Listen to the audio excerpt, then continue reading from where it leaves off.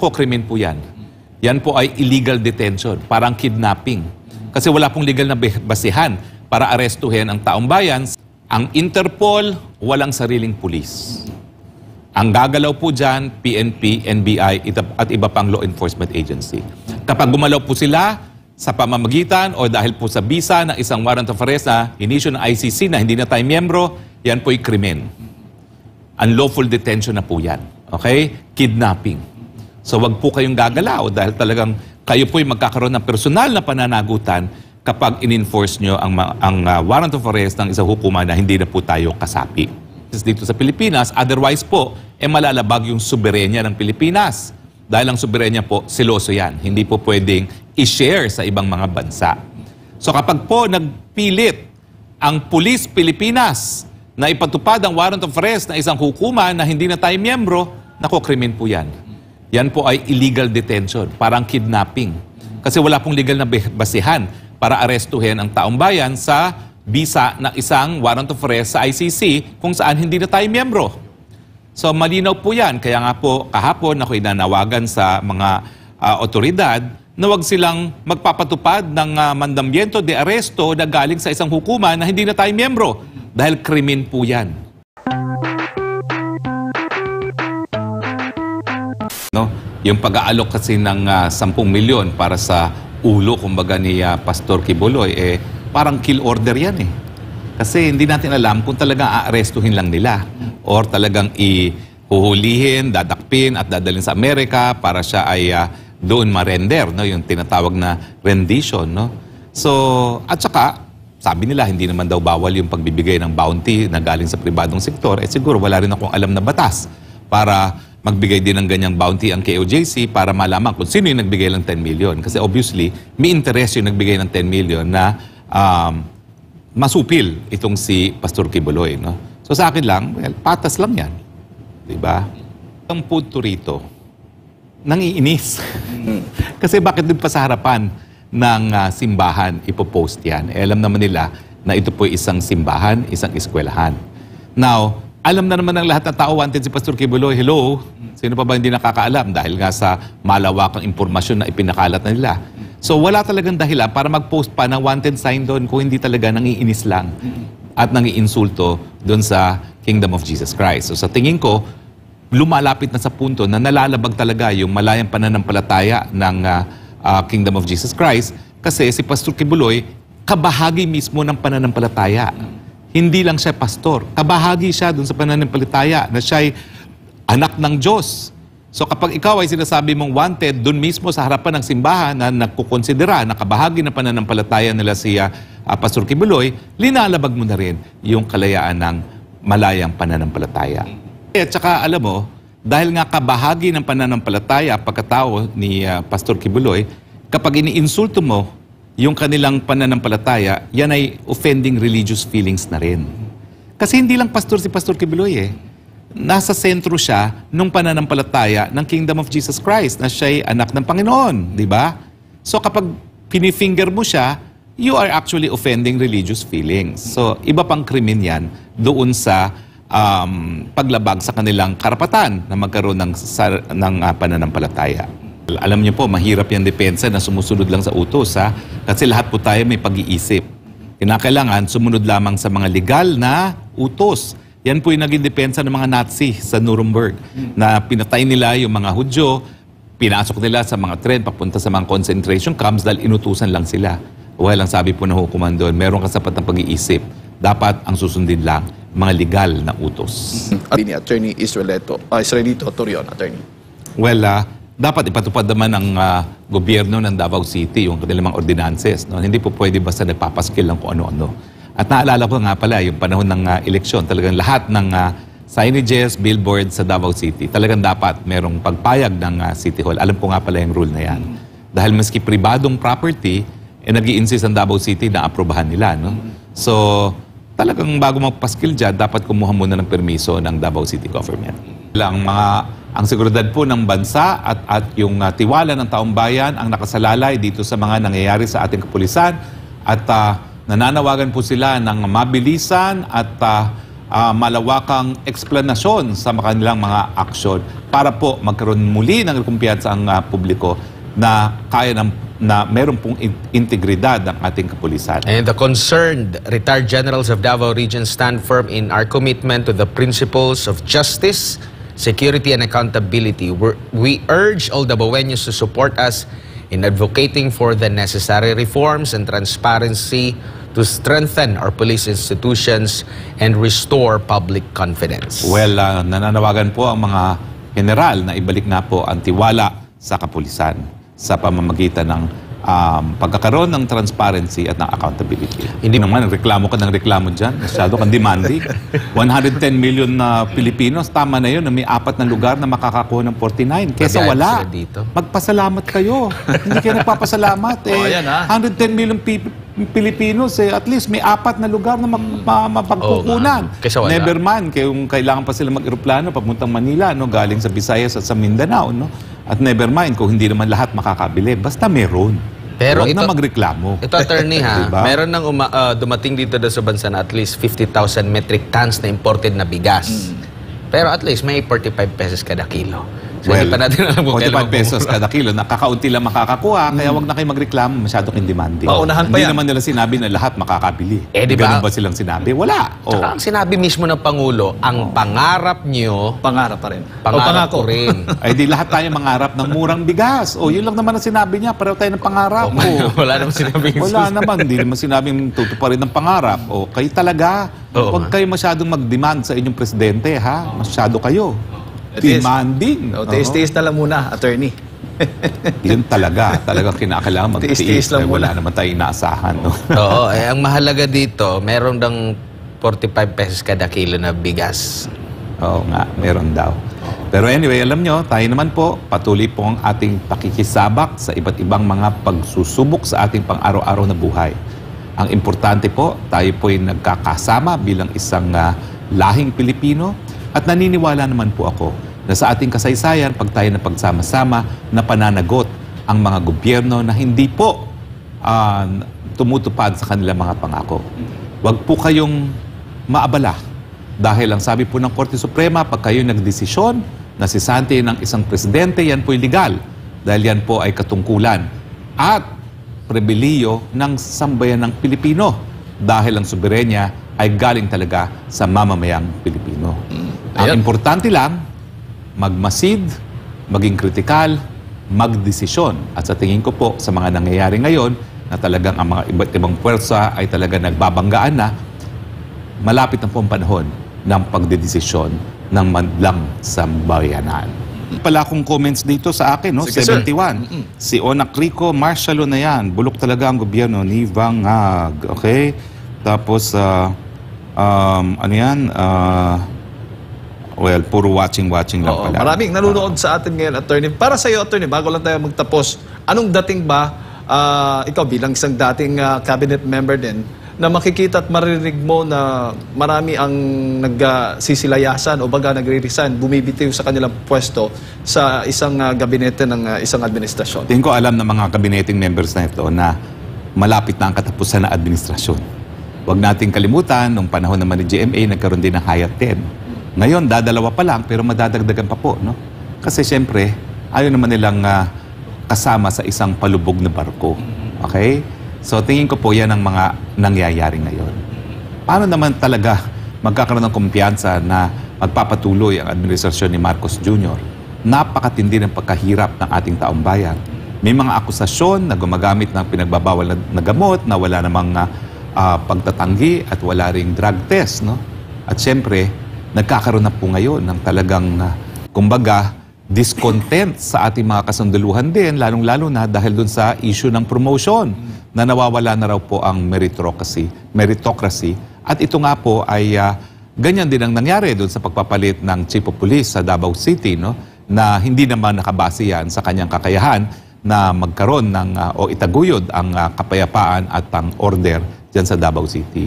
So kung nagkakaroon ng persepsyon ng ating mga kasundaluhan na nawawala ang professionalism, siyempre po, merong provision po sa ating saligang batas na ang ating hukbong sandatahan ay protektor tagapagprotekta sa taong bayan. No? So, hindi po natin maaalis na yan ay mga kadahilanan din kung ba't isa-isa nang nagse-safety ang mga miyembro mismo ng gabinete. Actually, 3 na yan.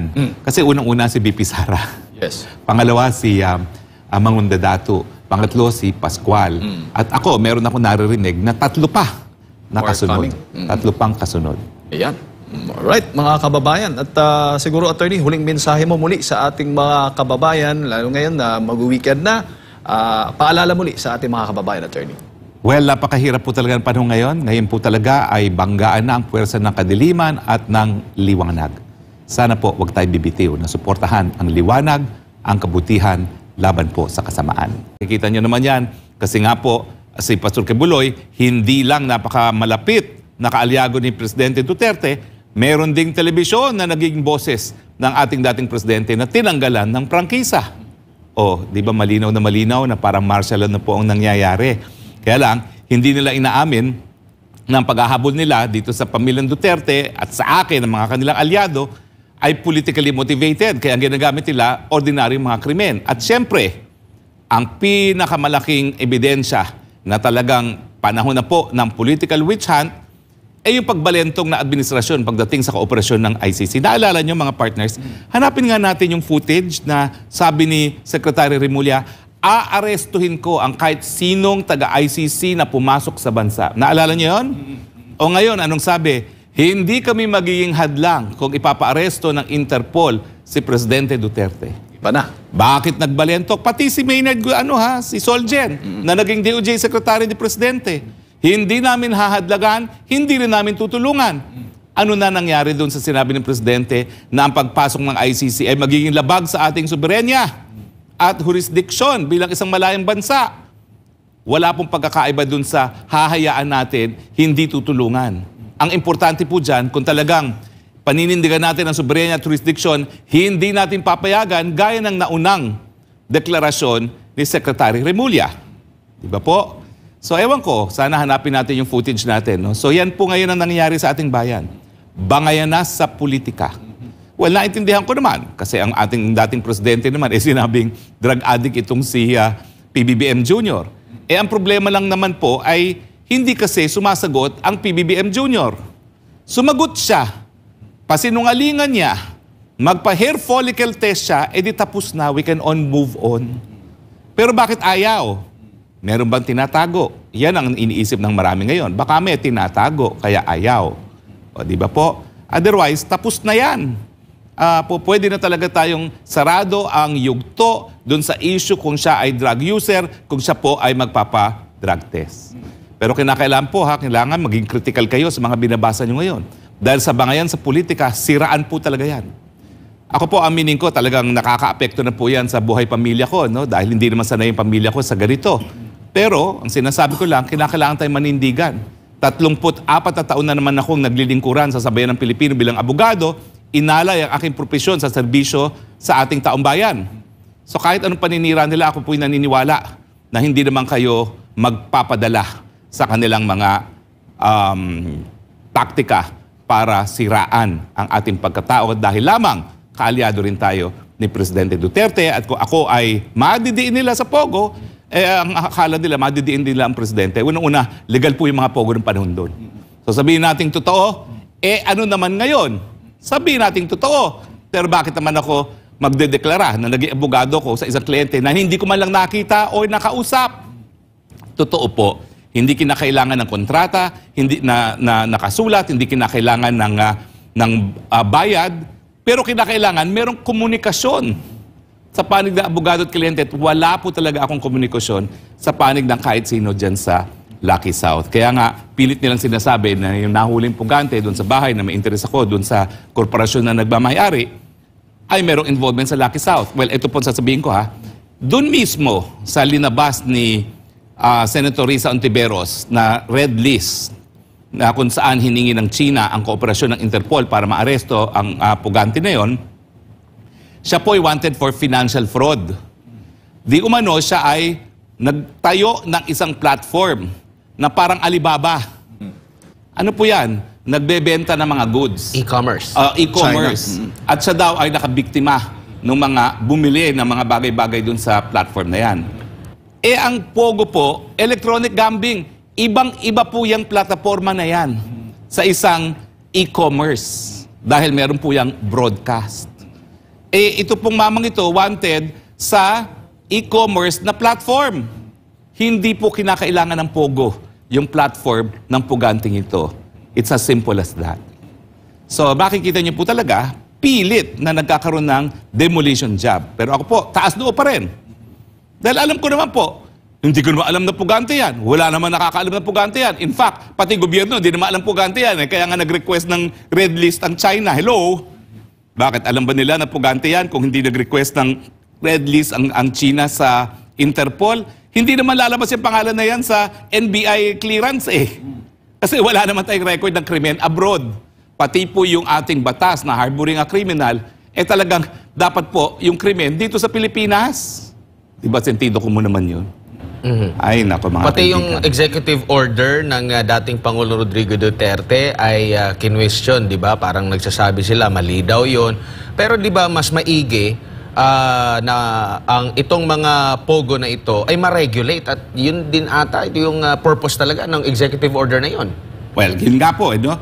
Kasi pag hindi mo re-regulate, it will continue. So mas maraming posibilidad o mas mataas ang posibilidad na magagamit yan sa illegal na bagay. Samantala pag nare-regulate mo, malalaman mo kung ano ginagawa nila. Di ba? Pero yun nga po, mga napapabalita ngayon ng mga krimen, ngayon lang po yan. Kailan ba naman natin ititigil ang sisi sa Duterte administration? Magtatatlong taon na po ang PBBM Junior administration. Di ba po? Tapos na po yung pangalawang taon. Agosto na, papunta na po tayo sa 3 taon, halfway through. Hanggang ngayon ba isisisi natin lahat kay Presidente Duterte? Pero ano man ang isisisi mo kay Presidente Duterte? Napakaganda ng buhay ng panahon ni Presidente Duterte. Hindi po kasing taas ngayon ang presyo ng bigas. Hindi po ganitong karami nagugutom nung panahon ni dating Presidente Duterte. Tahimik po ang ating mga komunidad. Nasugpo po ang mga drug lords. Kung hindi nga po ginawa ni Presidente yung ginawa niya, baka mamaya tayo isang, tawag doon, narco state na rin, gaya ng napakadaming mga estado sa Latin America. Ano pa isisisi nyo dyan? Ang problema, talagang pag kinumpira ang Marcos Jr. administration kay Duterte, wala pong comparison. At talagang ang daming nagsasabi ngayon, nabudol kami sa ganyang paghahambing. Ang sabi nga ng ilan na attorney, bakit ka nauugnay dito nga sa issue na ito, sa Pogo? Dahil daw doon sa papel na may nakitang pangalan mo, sa tingin mo ba planted lahat ito para lang talaga Hindi sirain naman, ka? no? Ang totoo dyan, nakitira yung ex-staff ko na nag-aaral sa Pampanga. Wala pong ibig sabihin yun. Na-meet naman niya yan dahil hawak ko nga yung kaso na ejectment. Wala pong kinalaman sa Pogo yung aking kaso na hinawakan. Siguro kaya naman siya pinatira kasi meron ng writ of execution. Akala nila tapos na ang boxing. Abay, napa-atras ko yung writ of execution. At nung nalaman nila na yung aking dating executive assistant ay naghahanap ng matitiran dahil siya nga ay nag-aaral sa Clark, nag-offer naman sila. At ang sabi naman ng aking staff, doon siya tumira sa housing accommodation. Walang Pogong nangyayari kasi nga 10 hektarya yan eh. So ang Pogo, doon sa ibang complex, doon lang siya sa accommodation at hindi naman siya nagpipirmiro, natutulog lang dahil talaga namang palagi siyang nandoon sa aviation school. So hindi naman planted, dala-dala niya yan dahil nga doon siya nakitira. Pero wala na pong ibig sabihin yon. At kaya siya nakapagtira dyan kasi naging kliyente nga doon sa kasong ejectment.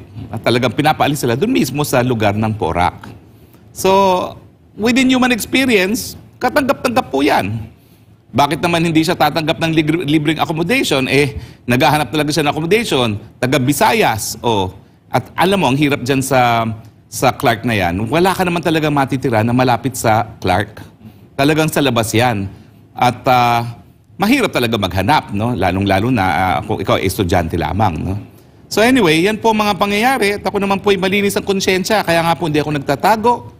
At ako po ay patuloy na humaharap sa lahat ng investigasyon.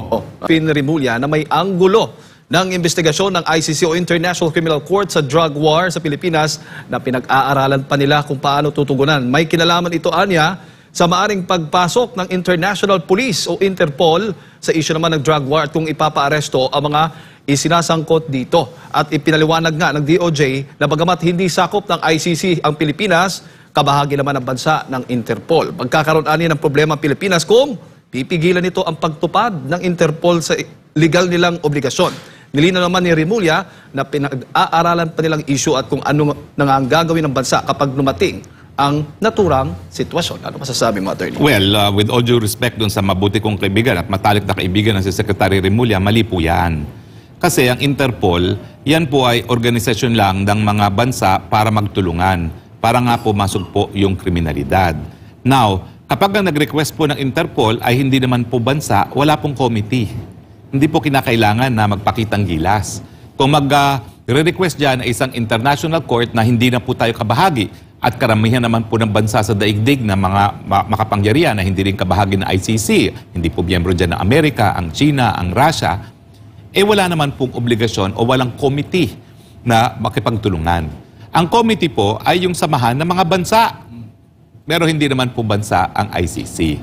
At talagang wala pong bisa yan kapag ang ICC nag-request sa ating mga otoridad na ipaaresto ang Presidente Duterte. Linawin ko rin po, walang pulis ang Interpol. Yan po ay cooperation nga. So ang gagalaw sa ngalan ng Interpol, gaya na nangyari doon sa pugante na nahuli sa Baguio, ay ang pulis din ng Pilipinas. At hindi po ang mga dayuhang pulis. Kasi wala pa rin pong kapangyarihan ang dayuhang pulis na umakto in an official basis dito sa Pilipinas. Otherwise po, malalabag yung soberenya ng Pilipinas. Dahil ang soberenya po, siloso yan. Hindi po pwedeng i-share sa ibang mga bansa. So kapag po nagpilit ang Pulis Pilipinas na ipatupad ang warrant of arrest na isang hukuman na hindi na tayo miyembro, nako, krimen po yan. Yan po ay illegal detention, parang kidnapping. Kasi wala pong legal na basihan para arestuhin ang taong bayan sa bisa ng isang warrant of arrest sa ICC kung saan hindi na tayo miyembro. So malinaw po yan. Kaya nga po kahapon ako'y nanawagan sa mga otoridad na wag silang magpapatupad ng mandamiento de aresto na galing sa isang hukuman na hindi na tayo miyembro. Dahil krimen po yan. Now, kapag naman ikaw ay merong valid na warrant of arrest galing sa hukumang Pilipino at baliktad. Kapag ikaw naman ay nag-aresto na walang warrant of arrest galing sa hukumang Pilipinas, meron ka lang hanggang 36 hours na sampahan ng kaso yung taong yon. Otherwise, ikaw naman ay makakasuhan din ng illegal detention beyond 36 hours. Na pag ikay nag-aresto na walang mandamiento de aresto, no? So, malinaw po yan, Ang Interpol, walang sariling pulis. Ang gagalaw po dyan, PNP, NBI, at iba pang law enforcement agency. Kapag gumalaw po sila sa pamamagitan o dahil po sa bisa ng isang warrant of arrest na inisyu ng ICC na hindi na tayo miyembro, yan po'y krimen. Unlawful detention na po yan. Okay? Kidnapping. So wag po kayong gagalaw dahil talagang kayo po'y magkakaroon ng personal na pananagutan kapag in-enforce nyo ang warrant of arrest ng isang hukuman na hindi na po tayo kasapi. At ulitin ko po yung committee exists only between nations. Wala pong committee between a state and the International Criminal Court. Ang meron lang po is treaty obligations. At dahil hindi na po tayo miyembro ng ICC, wala na po tayong treaty obligation na makipagtulungan sa International Criminal Court. Sana po malinaw yan. Last Pebrero, Attorney, inihayag ng Philippine National Police kasi 'di ba napaugong yung may mga warrants na ang ICC, no? At sabi ng PNP kanilang i-ignore ito na i-issue, ibig sabihin hindi nila i-implement ito. Kumbaga, at ayan ang sinabi mo, coordinating agency lang pala itong Interpol. So basically, ang uutusan nila, itong PNP na i-implement. Papakiusapan nila ang PNP na ipatupad ito. Pero last Pebrero, sinabi nila ng PNP na kung may warrant of arrest ang ICC, hindi nila ito i-implement kasi nga wala na sa jurisdiction ang Pilipinas sa ICC. Tumpak po yan, no? In fact, wala na kahit anong obligasyon na makipag-cooperate. In fact, sinabi rin niya ni Secretary Remulla, sinabi rin niya ni Solgen na Maynard Guevara. Hindi ko maintindihan bakit sila nagbabago ng tono. Ito po ay usaping legal. Pareho naman sila abogado. Hindi naman po pwede ang politika ang dahilan para magbagong legal opinion. Kasi ang legal opinion dapat hindi nagbabago dahil yan nakabase sa saligang batas, nakabase po sa tratado na hindi na tayo kasapi. Nakapagtataka lang po talaga. At ang aking conclusion, politika ang dahilan sa pagbabalentong, pero hindi po dapat na ang politika ang magiging basehan ng legal opinion. Dapat po ang saligang batas. So, ulitin natin, attorney, bagamat ang kanyang pangalan ay police, international police, wala siyang arresting powers? Unang-una, walang pulis. Wala ring ang agents or Interpol. police. Oo. Kasi ibig sabihin, walang tao yan na mag-aaresto. Nakasalalay sila sa mga pulis ng iba't ibang bansa na miyembro ng Interpol. At yan po talaga namang kooperasyon lang. Pag nasa red list, tignan nyo baka nandyan. Okay? Kaya nagtataka ko, sinasabi nila, ako daw ay concealing and harboring a criminal. Kung ang China nga hindi nagpalagay sa Interpol, di malalaman na may pugante rito, ako pa kaya. Di ba? Nasaan yung requirement na may knowledge? Hello? Hindi tugma ang mga Hindi payag tugma nila. talaga. Well, siyempre, pinalalaki lang issue, no? Pero anyway, yun po, malinaw po ha, walang pulis ang Interpol na po pwedeng pumasok para arestuhin ng presidente at pag nangyari po yun, po pwedeng mag-resist ang presidente. At sinabi na rin Pag na... nagkaroon ng barilan yan at dahil may barilang mga dayuhang pulis, abay, walang liability ang presidente dyan. Oo. Totoo lang, dahil kaya may karapatan siya na depensahan ng kanyang sarili. At yung mga pulis Pilipino naman, pag kayo'y sumunod sa warrant of arrest na isang dayuhang hukuman na hindi na tayo miyembro, naku, kidnapping po yan. Unlawful detention. Well, kaya nga po dapat magalit na ang taong bayan itong huling pagbaha. Lumabas pong obvious. Talagang linalamon po ng mga buwaya ang ating pondo para maibsan ang problema ng pagbabaha. At kayo, hindi pa ba kayo maghuhusga kung tama na, sobra na? Well, siyempre nga po, dahil hindi maintindihan kung bakit tinanggalan talaga ng 75 security ang ating BP Sara. Ngayong alam naman natin na kumpirmado na napakalaking banta sa kanyang pagkatao dahil siya po talaga ay nangunguna doon sa laban sa mga teroristang CPP-NPA. Alis ng 75 mga pulis na seguridad ni BP Sara na hindi po sang-ayon sa proseso ay nagkakaroon din po ng matinding epekto sa pagganap ng katungkulan ng mga kapulisan. The handling of these changes by PNP Chief General Romel Marbil reflects a severe lapse in leadership and accountability. Ang paghawak po ni PNP Chief Romel Marbil sa mga bagay-bagay nito ay nagdudulot ng malaking dagok sa liderato at pananagutan ng PNP. The lack of transparency and the absence of clear, justifiable reasons for these decisions undermine public confidence and destabilize the foundational pillars of peace and security that we, as a community, strive to uphold. Yung kawalan po ng transparency at yung walang kadahilanan ng mga pinagagawa ng kapulisan ay dahilan para mawala ang kumpiyansa ng taong bayan at paniniwala ng taong bayan sa ating pillars ng kapayapaan at seguridad. Dagdag pa dito, the security of our nation and the trust of the people in our law enforcement agencies are at stake. We demand an immediate and thorough explanation of these actions to reassure the public and to uphold the integrity of our police force. Well, sabi nga dito ng isang retired general attorney dahil parang nauuso na raw yung yung tawag nito, yung narinig namin, utos lang to, utos galing sa taas, wala kaming magagawa. Talaga bang wala silang magagawa, attorney? Hindi sila pwedeng sumuway? Sabi dito, sabi ni former or retired Marine General Orlando De Leon, sabi dito, madalas marinig, sumusunod lang kami sa utos. Pangalawa, the few scalawags do not represent the majority who are good. Pangatlo, we remain professional. Ang conclusion niya, the few scalawags just follow orders to remain professional. What happened to the majority? A majority tolerating the excesses of a few scalawags are scalawags themselves, attorney. well, At yung mga ugali ng ilang pulis, alam natin hindi masisisi dahil may utos yan sa kanilang mga nasa leader, mga leader nila. Pero mismong kayo ay alam nyo naman ano yung karapatan, ano yung responsibilidad ninyo. Lalo na mga inosenteng sibilyan ang kaharap ninyo. May isa pa, tumututok ng baril. Naghahanap yata ng away o gulo. At isa pa dyan, nag-dirty finger. Yung mga ganyang ugali, attorney, ano bang pinapakita ng mga pulis natin? Saan na yung tinatawag nating dapat maging to serve and to protect our citizen? Hindi. Kaya ang pakikialam sa ating bansa na mga banyagang ito ay para bang senyales din na gusto nilang bumalik sa colonialism na hindi tayo papayag. Dapat sabihin niya kay PBBM yan. Ang mas gusto kong quote niya, yung papahuli niya ang kahit sinong ICC na pumasok sa bansa. O may ganyan siyang deklarasyon eh. Kasi yan yung binabantayan ko. Alam mo, nung tinetrace ko kung paano talaga ako naging kritiko ng gobyerno, yan nga po. Mga panahon ngayon, nung nakalipas na taon, 2023, napansin ko na parang nagbabago na ang deklarasyon ng Department of Justice.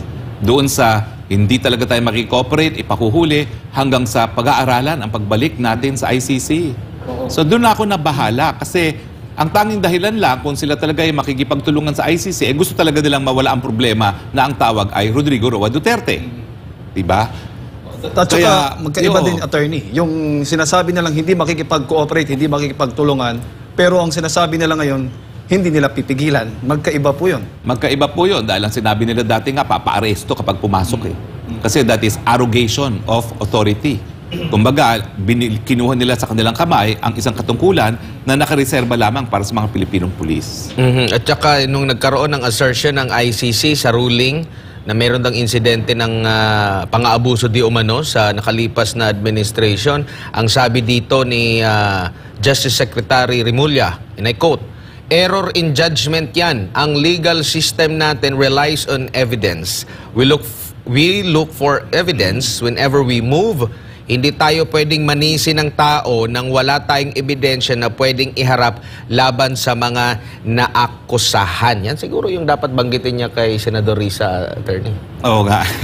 Ko lang ito, attorney. Dahil sa informasyon natin, merong inaalok ang Kingdom of Jesus Christ ng 20 million pesos sa makakapagsabi kung sino yung inatasan nila. Ang nakakot dito ay Marbil, Abalos at ni Marcos na mag-assassinate kay Pastor Apollo C. Quiboloy at kung sino ang nag-put up ng 10 million pesos, no, para doon sa reward.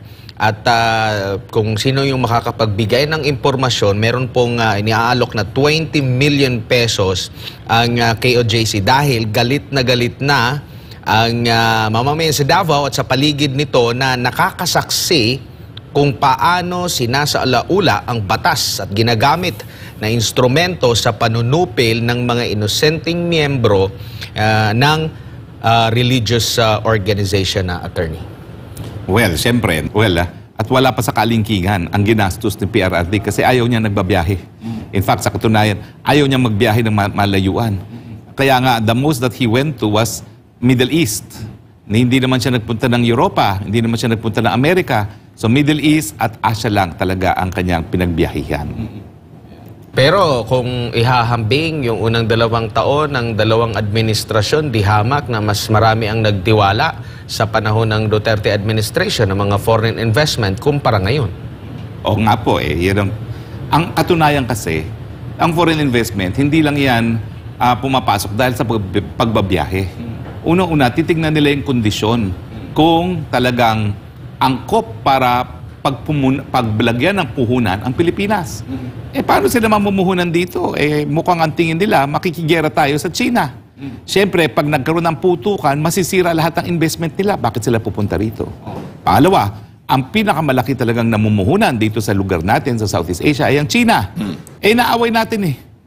Paano naman tayo makakakuha ng mga investments from China na inaaway natin? Dahil siyempre, yung mga Chino na mga namumuhunan, mawawalan ng kumpiyansa na protektado ang kanilang mga pinamunuhunan dito sa Pilipinas. No? Tsaka siyempre, nandiyan pa rin yung katotohanan na pinakamahal ang Pilipinas pagdating sa pagmamanufacture. Bakit? Mahal ang kuryente, mahal ang tubig. Tayo na po ang pinakamahal na kuryente. Ha? At hindi pa sapat. So paano naman sila mamumuhunan sa Pilipinas na ganyan ang katotohanan? So kahit anong biyaheng gawin mo, kung hindi mo aayusin yung attractiveness ng iyong bayan at magbigay ng kumpiyansa na protektado ang kanilang mga pinamumuhunan dito sa bayan natin, hindi talaga sila papasok. Nakikita mo ba na isa rin yan sa naging factor kung bakit nagbitiw sa pwesto ang kalihim ng DTI? Kasi parang hindi nagtutugma. Nandun yung pagsusumikap nila pero iba yung foreign policy. Well, tingin ko, frustrated siya. Kasi alam niya na kinakailangan ang geopolitics ay iayos din para makainganyo ng mga namumuhunan. Paano kakukuha nga ng investors, ang perception ng iba, tayo nang susunod na Ukraine? Ano yon? Para mabomba lamang yung kanilang mga kapital na ginamit para magkaroon ng negosyo sa Pilipinas? Wala pong mabuti talagang idinudulot ang gera. Kasi magiging abo ang mga pinamunuhunan ng mga kapitalista rito kapag nagputukan. Malinaw po yan. Kaya nga, attorney, nakakalungkot dahil yung mga gusto sanang i-invest ng China dito sa ating bansa, pinupull out na dahil nga dito sa relasyon natin sa pagitan ng ating gobyerno at ng China. Well, kaya nga po, walang resulta yung pagbabiyahe. At ngayon, bumaba ng kaunti labang, no? Pero 1 billion pa rin, mahigit ang pondo para sa pagbabiyahe. Ano pa bang gagawin ni PBBM? Noong una kasi, siyempre nagpapakilala. So sabi ko, tama naman yan. Dahil nagpapakilala at ako naman dati, nung ako'y kabahagi ng Unity, ang sinasabi ko, ang kasalanan ng ama, hindi kasalanan ng anak. So importante na makilala siya bilang Marcos Jr. at hindi Marcos Sr., no? Pangalawang taon, ayun na, naghahanap na tayo ng resulta. Walang resulta. Kung hindi, nagbiyahe siya, full stop. Nung ako'y naging kongresista noong 2016, talagang doon palang sinasabi ko na at nandiyan naman po records ng kongreso doon sa dating kalihim ng DPWH na si Mark Villar, kinakailangan talaga magkaroon ng master plan para sa pagbaha. Kasi alam nyo, ang Pilipinas, hindi mo naman po pwede na hiwalay ang Pampanga, hiwalay sa Bulacan, hiwalay sa Navotas, hiwalay sa Malabon. Lahat tayo po ay isang ecological system lamang. So, kinakailangan talaga para makontrol ang pagbaha, talagang national ang iyong tingin. O di naman kaya, kung hindi kakaya ng national ang tingin, by isla. Ang problema po ng pagbaha sa Metro Manila, problema po ng buong Luzon. So dapat tingnan natin talaga ng mas malawakang perspektibo kung ano mga malakihang project na dapat gawin, hindi lang para maibsan ang baha, kundi para rin magamit muli yung tubig na yan. Bakit hindi natin ginagamit itong sandamukal na tubig nito para sa irigasyon, para sa inumin, dahil meron naman teknolohiya na pwedeng linisin talaga yung tubig na yan. Dapat talaga meron tayong mga catchment basin na iniipon itong mga tubig baha nang magamit natin pag panahon na ng tag-init. So, mantakin mo naman sa dami ng ginagastos natin na 500 billion kada taon, kaya na natin talaga magkaroon ng mga mega projects kung saan hindi lang maibsan ng baha, kundi magagamit pa yung tubig as a natural resource. So, 2016 pa po yan, hanggang ngayon wala pong nangyari. At ngayon, ang naging nangyari kasi sa ating budget, talagang ang mga mambabatas ang kumukuha ng mga proyekto sa kanilang mga distrito. Tuloy, naubos ang budget ng DPWH para sa mga pangnasyonal na mga proyekto. Pero ang ahensyang dapat na nakatutok dito, attorney, sa flood control, DPWH, MMDA, ano bang ahensya? Well, siyempre, DPWH pa rin niya kasi mayroong gagawing mga proyekto, no? Pero dapat nagkakaroon ng one government approach. Dapat involved din ang National Irrigation Authority, di ba? Nandiyan ang MMDA kasi talagang jurisdiction nilang MMDA, no? At saka DPWH. PRA. At saka Philippine Reclamation Authority, no? At saka yung Laguna Lake Development Authority. Lahat yan dapat nagkakaroon ng concerted effort para nga po hindi lang malutas ang problema ng pagbabaha, kundi paano gamitin itong tubig na biyaya rin na binibigay ng Panginoon na hindi lang natin pinagsasamantalahan. Well, malinaw po talaga na yung sinasabi nilang working with US Congress, hindi naman pagsisinungaling. Pero, ang sabi nila, may panukalang batas na nakahain. Pero gaya ng panukalang batas na iahain mo sa Kongreso, wala po yung kasiguruduhan na magiging batas. So, steer po yun. Huwag tayo magpalinlang. Although, in fairness sa mga Amerikano, tayo naman ang naglilin lang sa ating sarili. Kasi parang pinalalabas ng Marcos Jr. administration good as cash na yan. Wala pa po. Nagsisimula pa lang yan. At dahil pareho po ang ating proseso ng Kongreso at ng American Congress, dadaan pa po yan sa 3 hearing. Pero gaya ng naging obserbasyon nga ni SAS, kailan pa yan madidinig? Samantalang unang-una dapat matapos po yan sa Kamara. Dahil yan po ay appropriations bill. Bago pa lang darating sa Senado. Ang problema, eleksyon na sa Nobyembre. So, bago na po yan. No? At hindi po natin alam kung magbabago rin ang kompleksyon ng Kongreso. Pero tingin ko po talagang magkakaroon ng pagbabago ng foreign policy kapag umupo si President Trump dahil ang President Trump ayaw niya ng gera. That's bad for business dahil siya po yung negosyante. Alam na alam niya yan. Bagamat kumikita ang mga Amerikanong kumpanya na gumagawa ng bomba, ng eroplano at lahat ng materyales na panggera, napakaliit po yan kung ikukumpira doon sa po pwedeng makita ng mga Amerikanong kumpanya kung sila ay magninegosyo sa iba't ibang larangan. So mas malawak pong paningin niya doon sa foreign policy. No? Hindi po makitid na makikinabang lang ilang mga korporasyon. So sa tingin ko po, talagang hindi po darating yung 500 million. Kasi sa totoo lang, pati nga sa Ukraine, ang reklamo ng Ukraine, daming pangako, hindi na-deliver. Kung sa Ukraine na talaga nagpuputukan na, hindi na-deliver ang pangako, dito pa kaya sa Pilipinas. Tsaka Huwag po tayong umasa walang sa control. kahit sinong dayuhan na sila ay po pwedeng magprotekta sa atin. At saka isipin po natin na hindi po yan bigay. Wala pong generosity dyan. Yan po ay pautang lamang. Tsaka, ayan, attorney.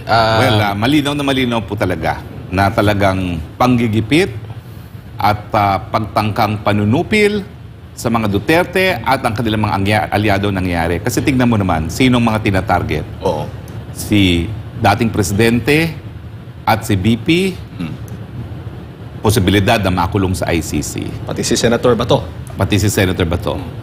Tapos si Pulong at ang asawa ng ating Vice President, drug trading daw. At ako, dating tagapagsalita. Isama na rin natin yung mga disbarment cases laban kay Attorney Glenn Chong. At yung iba pang panunupil at paninira din kay Attorney Vic Rodriguez. Yung mga tinanggal ng mga mayors. At saka siyempre, lahat ng mga mayor na pumayag na magkaroon maisug, suspendido. Pati nga yung isang gobernador na hindi pa nga pumapayag makiisug pero alam nilang malapit na kaalyado, sinuspendi na. Malinaw po yung pattern na yan. Okay?